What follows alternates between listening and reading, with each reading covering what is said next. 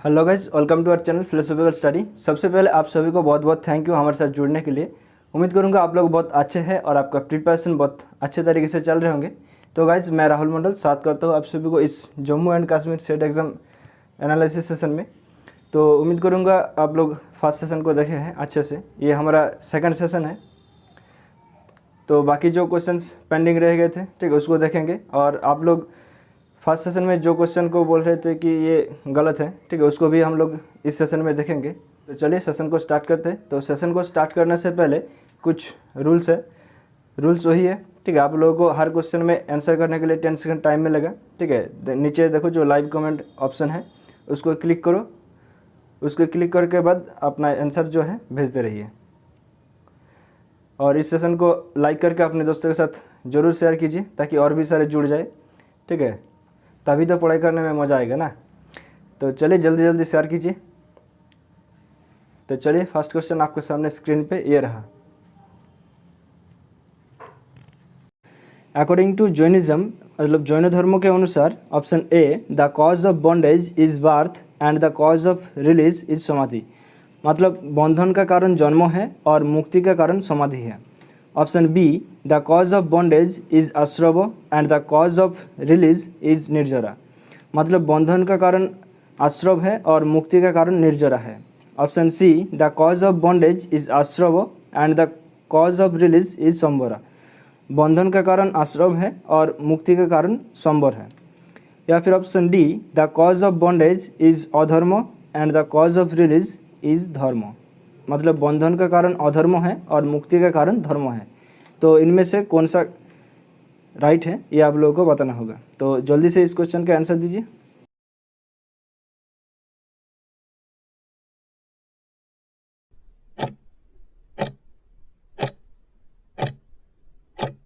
Okay, तो इस question का जो सही आंसर है वो है option B, the cause of bondage is asrava and the cause of release is nirjara. मतलब बंधन का कारण आश्रव है और मुक्ति का कारण निर्जरा है।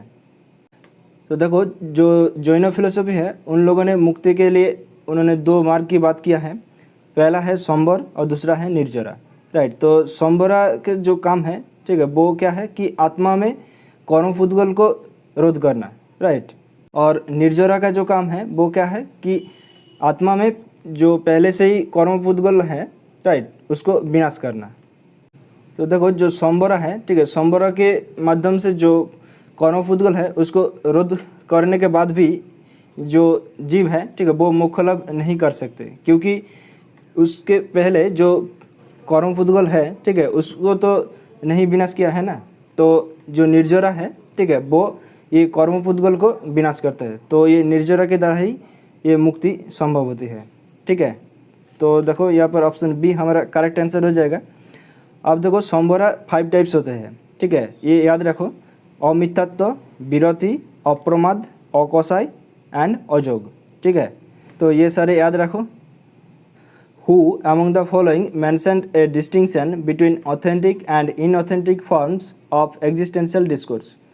निम्नलिखित में से किसने ऑथेंटिक और इनऑथेंटिक फॉर्म्स के बीच में डिस्टिंक्शन किया है? Option A Heidegger, option B Husserl, option C Hegel या फिर ऑप्शन डी देरिदा।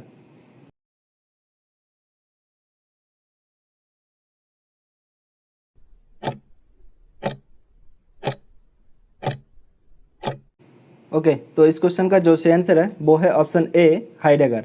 तो हाइडेगर ने ये ऑथेंटिक और इनऑथेंटिक के बीच में डिस्टिंक्शन किया था ठीक है। अब ये याद रखो कि हाइडेगर के दो कीवर्ड्स ठीक है, फैक्टिसिटी और दूसरा है फॉलनेस। ओके, अब अगला प्रश्न। तो फ्रेंड्स यहाँ पर मैच द लिस्ट पूछा गया है, तो इनमें से कौन सा करेक्ट है ये आप लोगों को मैच करना होगा। तो लिस्ट 1 में है on referring, theory of description, T sentences और स्पीच एक्ट ठीक है। और लिस्ट 2 में है डोनाल्ड डेविडसन, जे.एल. ऑस्टिन और पी.एफ. स्ट्रॉसन और बार्टन रसेल।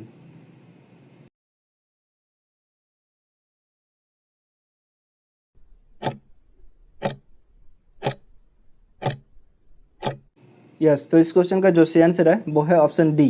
देखो आप लोग स्पीच एक्ट ये किसने दिया था, ये जे.एल. ऑस्टिन के साथ मैच कर सकते थे, राइट। तो देखो डी को जैसे ही 2 से मैच किया तो एक ही ऑप्शन है वो है ऑप्शन डी, राइट। तो ऑप्शन डी हमारा करेक्ट आंसर हो जाएगा। आप देखो थ्योरी ऑफ डिस्क्रिप्शन ये तो बर्टन रसेल ने दिया था, राइट।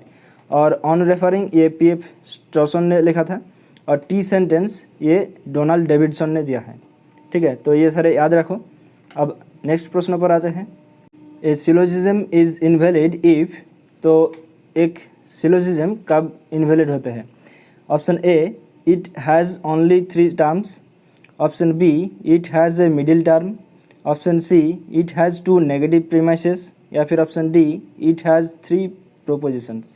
ये बहुत ही सिंपल सा क्वेश्चन है, तो हिंदी में मत जाइए, ठीक है। हिंदी यहाँ पर गड़बड़ है। मतलब देखो सिलोजिज्म को उन लोगों ने नपुंसकता कहा है, ठीक है। ये के सेंस है, ठीक है। ये गूगल ट्रांसलेटर से किया है। चलो इसका आंसर बताओ।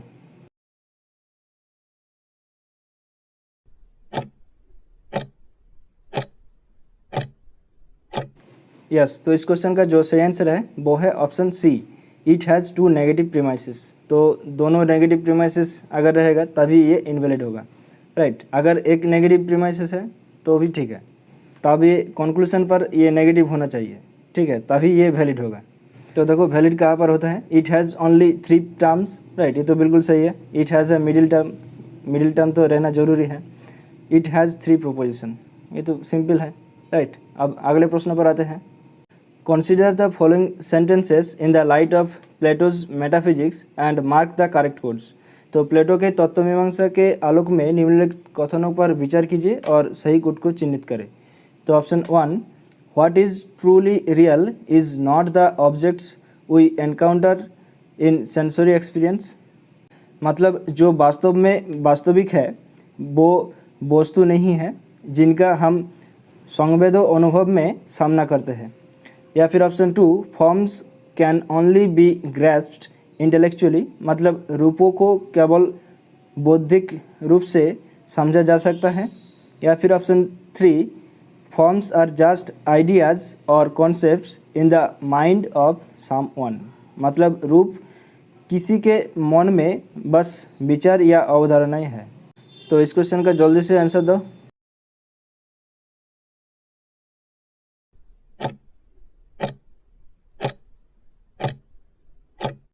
यस, तो इस क्वेश्चन का जो सही आंसर होगा वो है ऑप्शन डी। मतलब ये सभी ऑप्शन करेक्ट है।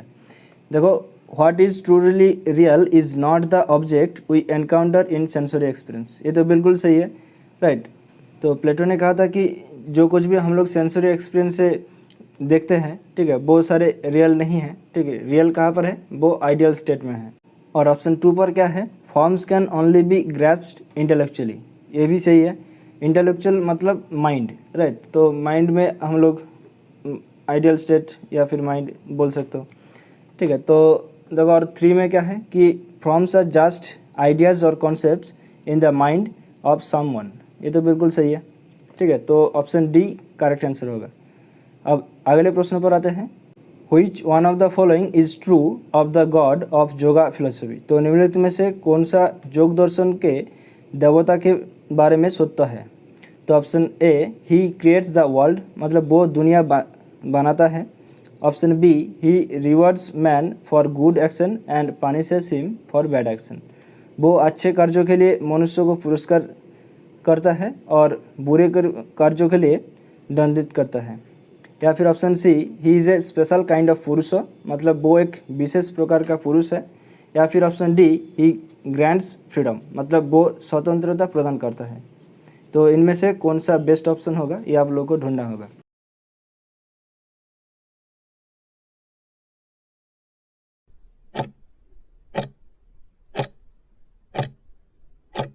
यस, तो इस क्वेश्चन का जो सही आंसर है वो है option C, he is a special kind of purusha, right. तो योग दर्शन में पुरुष को एक्सेप्ट किया है, राइट। वो सांख्य योगा समानतंत्र दर्शन है, राइट।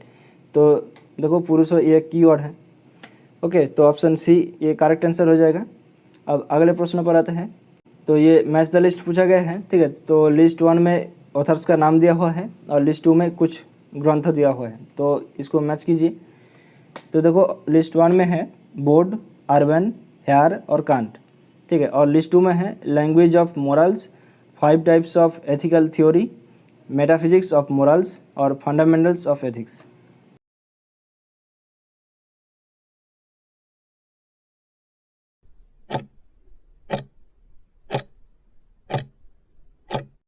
यस, तो इस क्वेश्चन का जो सही आंसर होगा वो है ऑप्शन डी। तो देखो कांट ने तो मेटाफिजिक्स ऑफ मोरल ये ग्रंथ को तो लिखा है, राइट। तो अब देखो बी और डी, राइट, दोनों जगह पर है। हेयर कौन सा ग्रंथ लिखा था? Language of morals, right. तो ये दोनों तो सेम ही है। अब देखो बॉर्ड और अर्बन, इन दोनों ने कौन सा ग्रंथ को लिखा है? तो बॉर्ड ने लिखा था 5 टाइप्स ऑफ एथिकल थ्योरी को, ठीक है, और अर्बन ने लिखा था ये फंडामेंटल्स ऑफ एथिक्स को, ठीक है। तो ये सारे याद रखो, ये स्टैटिक था दोनों, ठीक है। अब अगले प्रश्न पर आते हैं। Which one of the following quotes are correct with reference to the thought given below? तो थॉट क्या है कि mind and body, extension and thought as two of many inseparable aspects of a single all-inclusive reality being co-existent attributes of the substance, thought and extension cannot interact.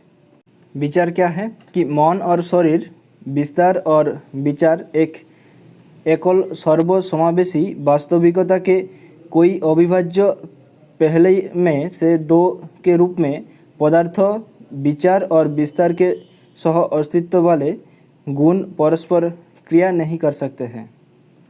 तो option 1 Descartes, option 2 Leibniz, option 3 Spinoza, option 4 Berkeley. तो ये codes को देखो और answer करो।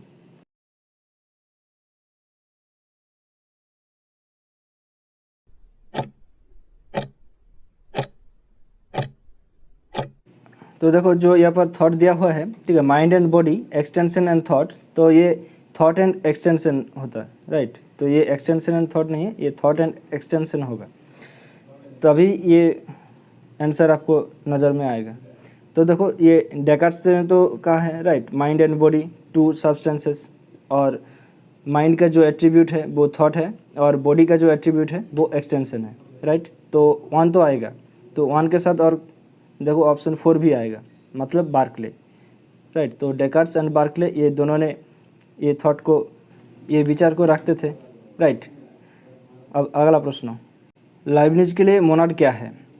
Option A indivisible and spiritual only, option B indivisible and self active only, option C self active and material only, या फिर option D indivisible, self active and spiritual.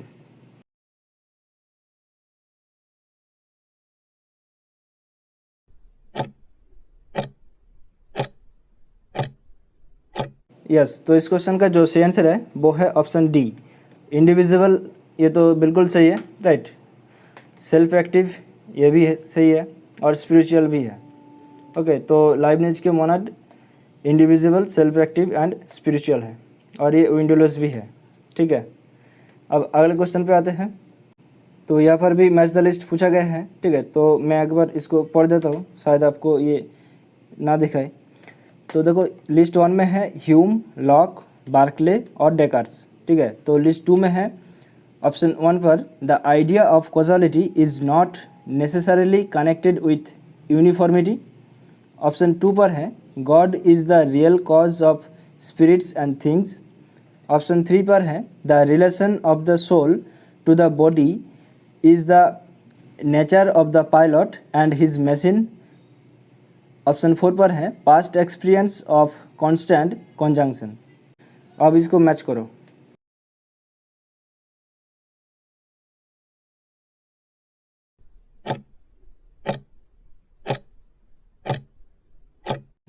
तो देखो जो ऑप्शन 3 पर है लिस्ट 2 पे, ठीक है, the relation of the soul to the body is of the nature of the pilot and his machine, ये डेकार्ट्स ने कहा था, राइट। तो डी को 3 से मैच करो। तो देखो एक ही ऑप्शन है, वो है ऑप्शन बी, राइट। तो ऑप्शन बी हमारा करेक्ट आंसर हो जाएगा। अब देखो जो ह्यूम है, ठीक है, उन्होंने क्या कहा था कि past experience of constant conjunction, ठीक है, और लॉक ने the idea of causality is not necessarily connected with uniformity, ठीक है, और बार्कले ये ऑप्शन 2 मतलब God is the real cause of spirits and things, ठीक है। अब अगला प्रश्न, according to Vivekananda what is the secret of everything? Oneness, plurality, manyness और ऑल ऑफ दिस। विवेकानंद के अनुसार हर चीज़ का रहस्य क्या है, बताओ।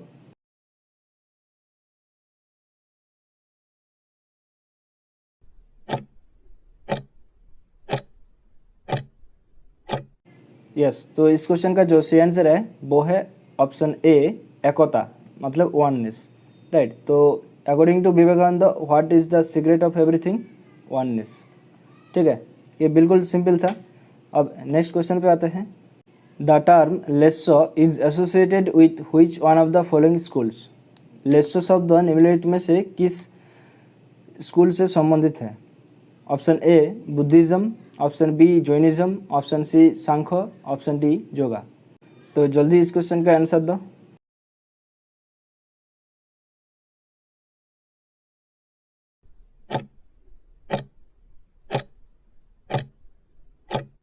यस, तो इस क्वेश्चन का जो सही आंसर होगा वो है ऑप्शन बी, जैनिज्म। ठीक है, जैनिज्म में ये लेस्सो शब्द पाए जाते हैं। तो ये लेस्सो क्या है? मिथ्या दर्शन, प्रमाद और कोसाई से उत्पन्न पूद्गलिक वातावरण। ठीक है, वही है लेस्सो।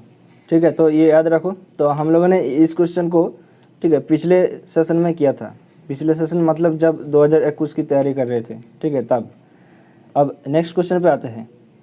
तो योग दर्शन के अनुसार निम्नलिखित में से कौन सा अभिनिवेश का करेक्ट पूछा है? ठीक है, तो option A, it is anger against pain, मतलब ये दर्द के खिलाफ क्रोध है। Option B, it is desire of pleasure, मतलब ये आनंद की इच्छा है। Option C, it is fear of death, मतलब ये मौत का डर है। या फिर option D, it is an apprehension of non self as self, मतलब ये स्वयं के रूप में गैर स्व की आशंका है। तो इनमें से कौन सा करेक्ट है अभिनिवेश के बारे में?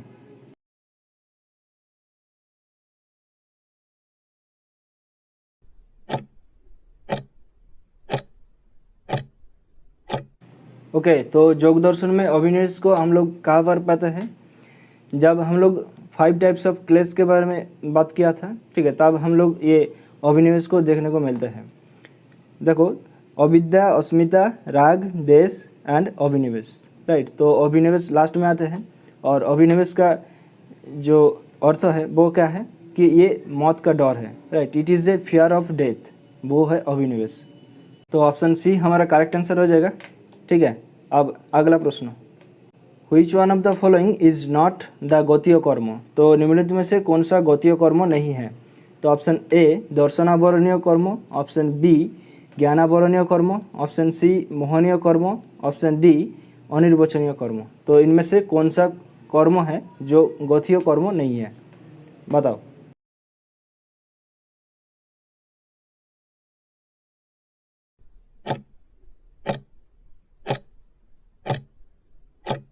ओके, तो इस क्वेश्चन का जो सही आंसर है वो है ऑप्शन डी, अनिर्वचनीय। तो अनिर्वचनीय ये गतीय कर्म नहीं है। ठीक है, तो दर्शनावरणीय, ज्ञानावरणीय, मोहनीय और अंतराय, राइट, ये सारे गतीय कर्म हैं। ठीक है, तो ये सारे कर्म आप लोगों को जैन दर्शन में देखने को मिलेगा। ठीक है, तो जैन दर्शन में 2 टाइप्स में डिवाइड किया गया था। एक हार्मिंग कर्म, मतलब गतीय कर्म, और दूसरा है नॉन हार्मिंग कर्म, मतलब अगतीय कर्म। ठीक है, ये दोनों को ही 4 टाइप्स में डिवाइड किया गया था। ठीक है, हार्मिंग कर्मों को भी 4 टाइप्स में और नॉन हार्मिंग को भी 4 टाइप्स में। तो जो गतीय कर्म है वो यही है, दर्शनावरणीय, ज्ञानावरणीय, मोहनीय और अंतराय। ठीक है, और जो नॉन हार्मिंग मतलब अगतीय कर्म है वो कौन कौन सा है? नाम, आयुष, गोत्र और वेदना।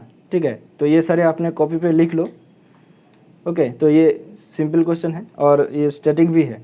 ठीक है, आप लोगों को क्वेश्चन में पूछा जा सकता है, तो इसको अच्छे से याद रखो। जो अगतीय कर्म है नाम, आयुष, गोत्र और वेदना। ठीक है। Which one of the following alternatives is inconsistent with Bentham's doctrine of hedonistic calculus? तो निम्नलिखित में से कौन सा विकल्प बेंथम के हेडोनिस्टिक कैलकुलस के सिद्धांतों में से असंगत है? Option A certainty, option B propinquity, option C flux, option D intensity.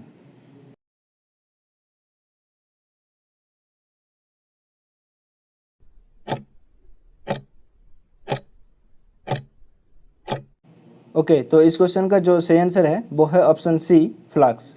ठीक है, तो ये फ्लक्स ये इनकॉन्सिस्टेंट है। ठीक है, बेंथम के जो डॉक्ट्रिन है हेडोनिस्टिक कैलकुलस में, तो यहाँ पर 7 कैटेगरीज के बारे में बात किया है, राइट, 7 क्राइटेरिया। अब देखो कौन कौन सा है। The hedonistic calculus list 7 features of pleasure to which attention must be paid in order to assess how great it is.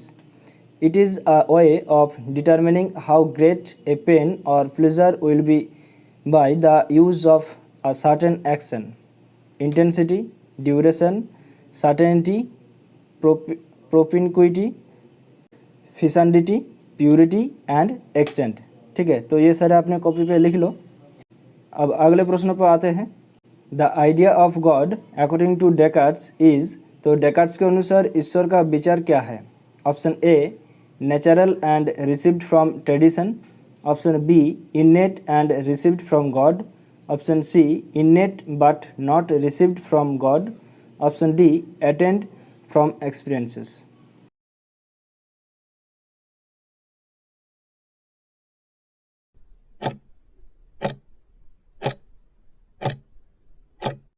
तो देखो ऑप्शन ए और ऑप्शन डी ये दोनों तो बिल्कुल नहीं होगा, राइट। अब देखो ऑप्शन बी या फिर ऑप्शन सी, इननेट तो दोनों जगह पर ही है। ये रिसीव फ्रॉम गॉड या फिर नॉट रिसीव फ्रॉम गॉड, कौन सा होगा? तो ये ईश्वर का जो धारणा है, ठीक है, वो ईश्वर से ही रिसीव करते हैं, राइट, मतलब भगवान से ही प्राप्त होते हैं। तो ऑप्शन बी हमारा करेक्ट आंसर हो जाएगा, innate and received from God. Okay, अब अगला प्रश्न। तो फ्रेंड्स ये मैच द लिस्ट पूछा गया है। तो लिस्ट 1 में है हुर्साल, विटगेनस्टाइन, सार्त्रे और हाइडेगर। लिस्ट 2 में है being and time, ideas, philosophical investigation और बीइंग एंड नथिंगनेस। तो आप लोग एक एक करके लिखो। तो हुर्साल ने कौन सा ग्रंथ को दिया था, बताओ? हुर्साल ने आइडियाज़ ग्रंथ को दिया था, ठीक है। और विटगेनस्टाइन ये कौन सा ग्रंथ को लिखा है? फिलोसॉफिकल इन्वेस्टिगेशन, PI, ठीक है। अब लॉजिकल इन्वेस्टिगेशन ये किसने लिखा था? हुर्साल ने लिखा था। सार्त्रे ये कौन सा ग्रंथों को लिखा है? Being and nothingness, okay. और हाइडेगर ये बीइंग एंड टाइम, ठीक है। तो ये सारे आपने याद में रखो। अब अगले प्रश्न पर आते हैं। The Lyceum school was established by, तो लिसियम स्कूल किसके द्वारा स्थापित किया गया था? Option A Thales, option B Socrates, option C Plato या फिर ऑप्शन डी एरिस्टोटल। तो जल्दी बताओ इस क्वेश्चन का आंसर कौन सा होगा?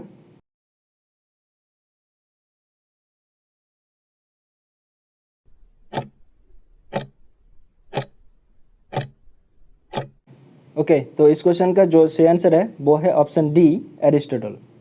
तो एरिस्टोटल ने ये लिसियम स्कूल ऑफ एथेनियंस, ठीक है, ये इस्टेब्लिश किया था, ये याद में रखो।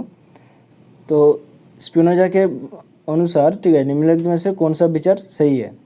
तो option 1 substance God and nature are synonymous, मतलब द्रव्य, ईश्वर और प्रकृति पर्यायवाची है।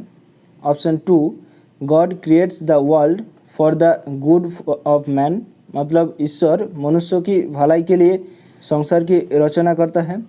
या फिर option 3 God has infinite attributes, मतलब ईश्वर के अनंत गुण हैं। या फिर ऑप्शन 4 गॉड हैज़ 2 एट्रीब्यूट्स, मतलब भगवान के 2 गुण हैं। तो ये निम्नलिखित में से जो कोड्स है, ठीक है, उसके बारे में कौन सा सही होगा?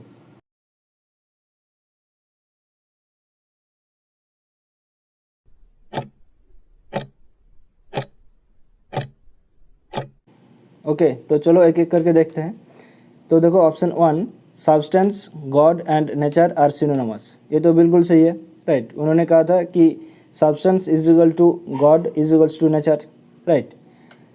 Option 2 God creates the world for the good of man, ये नहीं है। ऑप्शन 3 जो गॉड हैज़ इन्फाइनाइट एट्रीब्यूट्स, ये बिल्कुल सही है। तो देखो 1 के साथ 3 भी है, कहाँ पर है? ऑप्शन सी पर, राइट। तो ऑप्शन सी हमारा करेक्ट आंसर हो जाएगा, ओके। और ऑप्शन 4 को तो चेक करने की कोई ज़रूरत ही नहीं है, जब 1 सही है, राइट, तो 1 के साथ 2 और 3 था, ओके। अब अगला प्रश्न, which one of the following is not correctly matched, तो निम्नलिखित में से कौन सा सही मिलन नहीं है? Option A rita Rigveda, option B adrishta Purvamimamsa, option C kashaya Jainism, option D tathagata Buddhism. तो इनमें से कौन सा करेक्ट मैच नहीं है?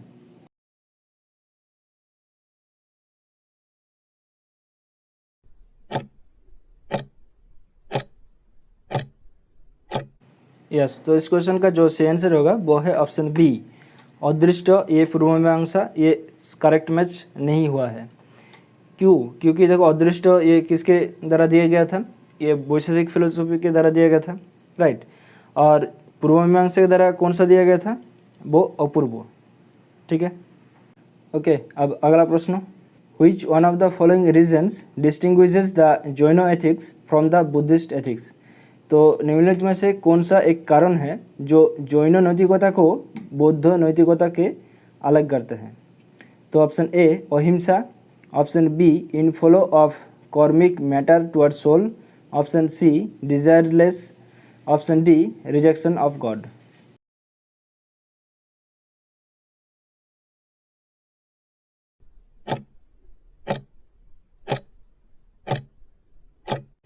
यस, तो इस क्वेश्चन का जो सही आंसर होगा वो है option B, inflow of karmic matter towards soul, right.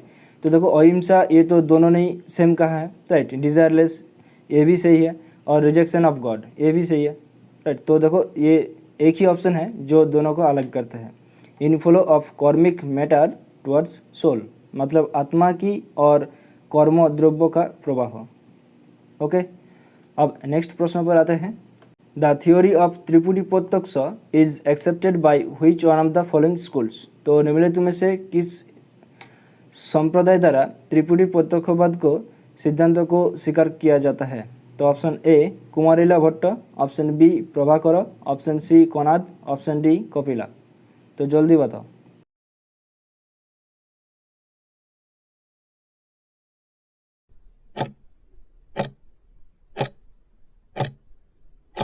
Okay, तो द थ्योरी ऑफ त्रिपुटी प्रत्यक्ष ये एक्सेप्ट किया है प्रभाकर ने, राइट। तो ऑप्शन बी हमारा करेक्ट आंसर हो जाएगा।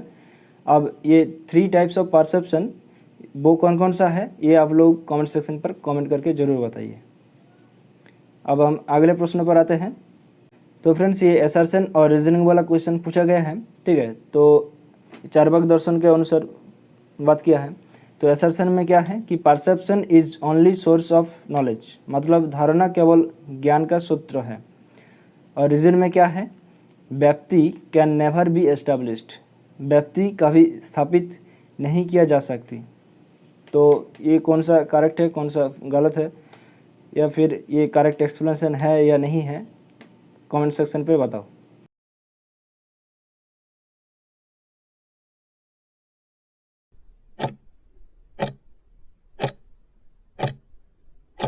ओके, तो देखो perception is only source of knowledge ये तो बिल्कुल सही है, राइट। और व्यक्ति कैन नेवर बी एस्टेब्लिश्ड ये भी सही है, और ये करेक्ट एक्सप्लेनेशन भी है। देखो यहाँ पर perception is only source of knowledge, ठीक है। तो यहाँ पर ओनली लिखा है और बाकी सारे एक्सेप्ट नहीं किया है, ठीक है। और बाकी सारे क्यों एक्सेप्ट नहीं किया है? क्योंकि व्यक्ति को स्थापित नहीं किया जा सकता है, राइट। तो इसलिए तो उन्होंने ओनली परसेप्शन को एक्सेप्ट किया है, राइट। तो ये करेक्ट एक्सप्लेनेशन भी है। ओके, तो ऑप्शन ए ये हमारा करेक्ट आंसर हो जाएगा, ठीक है। अब अगले प्रश्न पर आते हैं। In formulating the method of epoch Husserl derives inspiration from. तो हुर्सल ने जब ये इपोक की मेथड को फॉर्मुलाइज कर रहा था, ठीक है, तब हुर्सल को कहाँ पर, मतलब कहाँ से उसको प्रेरणा मिलती थी? Option A Socrates, option B Plato, option C Descartes, या फिर ऑप्शन डी कांट। तो जल्दी बताओ, ये बहुत ही सिंपल क्वेश्चन है।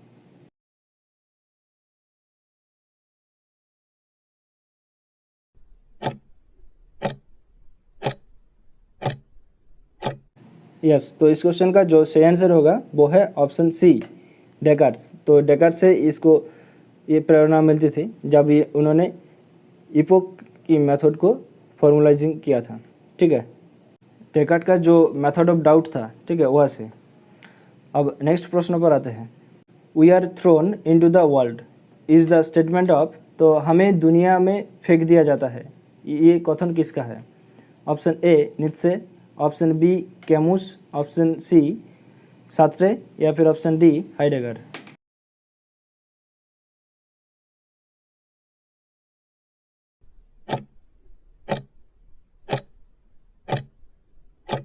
तो देखो we are thrown into the world is the statement of Heidegger, ठीक है। तो हाइडेगर का जो थ्रोनेस जो एक आइडिया था, ठीक है, वह से ये पूछा गया है, ठीक है। तो हमें दुनिया में फेंक दिया जाता है। तो ऑप्शन डी करेक्ट आंसर होगा। अब अगला प्रश्न, in a valid categorical syllogism, तो एक मान्य श्रेणीबद्ध न्यायशास्त्र में option A every term must be distributed, मतलब हर शब्द वितरित किया जाना चाहिए। Option B only 2 terms must be distributed, केवल 2 शर्तों को वितरित किया जाना चाहिए। Option C at least 1 term must be distributed, मतलब कम से कम एक शब्द वितरित किया जाना चाहिए। Option D no term need to be distributed, मतलब किसी शब्द को वितरित करने की आवश्यकता नहीं है।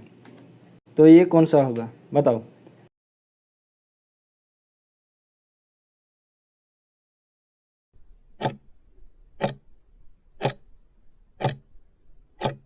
तो देखो option A every term must be distributed, मतलब हर शब्द वितरित किया जाना चाहिए। ये हो भी सकता है, ये ना भी हो सकता है, राइट। तो ये इसको हम लोग बेस्ट ऑप्शन नहीं मान सकते।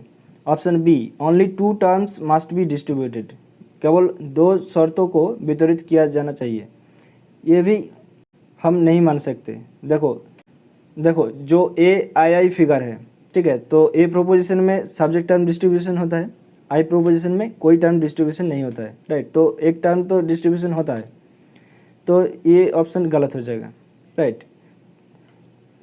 अब देखो option C at least 1 term must be distributed, कम से कम एक शब्द वितरित किया जाना चाहिए, ये बिल्कुल सही है। क्योंकि देखो जो हेतु टर्म है, ठीक है, मिडिल टर्म, उसको तो प्रीमाइसेस में एक बार डिस्ट्रीब्यूशन होना चाहिए, तभी ये वैलिड होगा, राइट। हेतु टर्म मतलब 1 टर्म, ठीक है। आप देखो option D no term need to be distributed, ये तो बिल्कुल गलत हो जाएगा, राइट। तो ऑप्शन सी हमारा करेक्ट है। अब अगले प्रश्न, in a valid categorical syllogism E can not be the conclusion in the, तो एक मान्य श्रेणीबद्ध न्यायशास्त्र में ई का निष्कर्ष नहीं हो सकता है। तो option A first figure, option B second figure, option C third figure, या फिर ऑप्शन डी फोर्थ फिगर। तो जल्दी बताओ।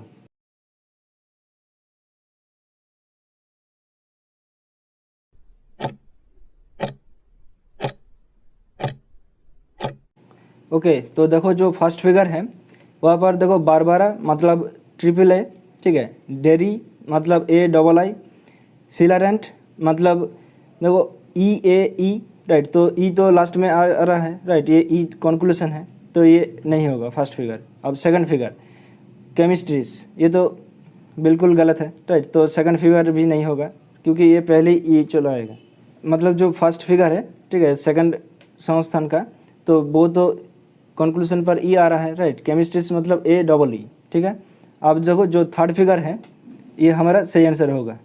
तो थर्ड फिगर में कौन कौन सा मूर्ति है, ड्राफ्टी मतलब ए आई, ठीक है, डेटीसी मतलब ए आई आई, फिलाप्टन मतलब ई ए ओ, ठीक है, और फेरिसन मतलब ई आई ओ, डिसामिस मतलब आई ए आई, और बोकार्डो मतलब ओ ए ओ, ठीक है। तो ई तो कोई भी कंक्लूजन पर नहीं आ रहा है, राइट। तो ऑप्शन सी थर्ड फिगर ये हमारा करेक्ट आंसर हो जाएगा।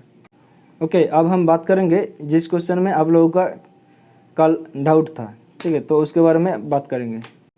Which one of the following existentialist does not believe in God, तो निम्नलिखित में से कौन सा अस्तित्ववादी ईश्वर में विश्वास नहीं करता है।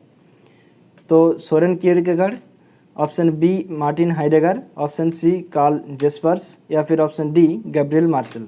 तो मैंने इस क्वेश्चन का आंसर सोरेन कियरकेगार्ड बताया था, ठीक है। तो आप लोग बोल रहे थे कि हाइडेगर होगा। तो देखो हाइडेगर ने ईश्वर को तो, ठीक है, एज ए गॉड, ठीक है, एक्सेप्ट नहीं किया है, लेकिन उन्होंने बीइंग के बारे में बात किया है, राइट। बीइंग को एक्सेप्ट किया है। बीइंग मतलब जो सुप्रीम बीइंग है, मतलब सुप्रीम रियलिटी है, राइट, जिसको ईश्वर बोला जा सकता है, ठीक है। हाइडेगर को एथेइज्म फिलोसोफर बोल सकते हो, मतलब ठीक है, उन्होंने ईश्वर को विश्वास नहीं करते हैं। लेकिन जो सोरेन कियरकेगार्ड है, ये सबसे बेस्ट ऑप्शन होगा। अब देखो यहाँ पर, तो देखो जो हाइडेगर है, ठीक है, उन्होंने ये एथिस्ट कैरेक्टर्स को फॉलो किया है। देखो यहाँ पर, फिलोसफी एज इट और brackets the question of God, ठीक है, उन्होंने गॉड के जो क्वेश्चन है उसको ब्रैकेट किया है, लेकिन उन्होंने बीइंग को एक्सेप्ट किया है, ठीक है। अब देखो जो कियरकेगार्ड है, in fact Soren Kierkegaard considered by many the father of existentialist thought was anything but an atheist, ठीक है। और एथिस्ट का अर्थ है जिन्होंने गॉड को बारे में बिलीफ नहीं रखते थे। लेकिन कियरकेगार्ड का जो फादर है वो एक पायस है, पायस मतलब धार्मिक है। अब आप लोग ये बताओ किसको एक्सेप्ट करोगे, ठीक है, कियरकेगार्ड या फिर हाइडेगर। तो कियरकेगार्ड और हाइडेगर दोनों ही सही होना चाहिए था, ठीक है, लेकिन एक को सिलेक्ट करना है तो किसको करोगे। तो मेरा मानना है कि कियरकेगार्ड ही ठीक है। आप लोग अपना अपना विचार कमेंट सेक्शन पर लिख कर जाओ। ओके, तो दैट्स ऑल। उम्मीद करूँगा ये सेशन आप लोगों को बहुत अच्छा लगा होगा। अब जिन लोगों ने सेशन को लाइक नहीं किया है, सेशन को लाइक कीजिए और अपने दोस्तों के साथ ज़रूर शेयर कीजिए। और अगर आप लोगों ने अभी तक टेलीग्राम चैनल को ज्वाइन नहीं किया है तो जल्दी से चैनल को ज्वाइन कर लीजिए, ठीक है, लिंक आपको डिस्क्रिप्शन बॉक्स पर मिल जाएगा।